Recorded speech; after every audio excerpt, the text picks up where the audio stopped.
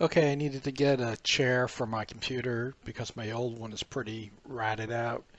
And they have this DPS chair at Costco. It was 129. It normally 199. And I'll show you some of the specs of it and let you know how each spec works as far as does it work or not. I normally wouldn't get one of these type of chairs, but since it's from Costco, I know I could return it at any time if it gets damaged or breaks.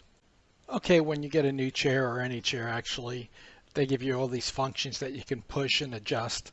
And normally the adjust the seat height works fine, and on this chair it's the same way.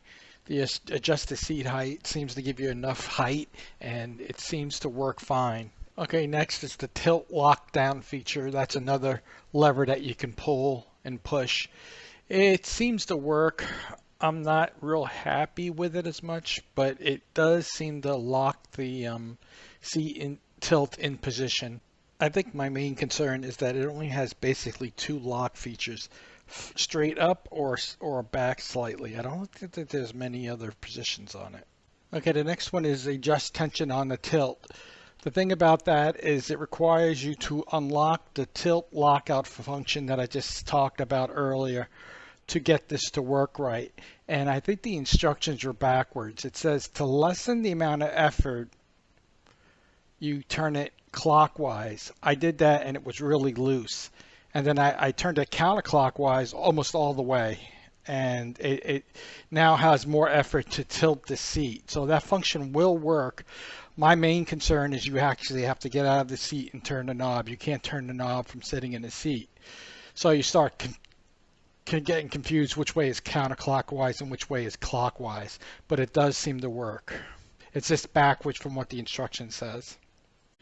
Okay, the next feature they talk about is the 3D motion support, and basically it's the little pillow behind your lumbar, and it does give you support back there.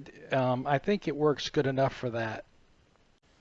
The next feature they have is adjust height, arm height, and I think it works good enough. I mean, it doesn't hit the top of my desk, and you can adjust it. I have it at the highest level. I think there's two settings per arm. So you don't really have big choice here. You just basically you have one or the other setting. So this has been a review about the DPS gaming chair from Costco. And I think the chair is decent enough. I think the material it's made of may not last as long as it should because it's kind of like pleather, you know what I mean? We'll see. I'm not going to be banging against it or anything like that. And I do think that Costco's return policy is so good. I mean, you not only get 90 days on something like this, you get years. So if you're going to buy a chair, I would suggest getting it from Costco because their return policy is excellent.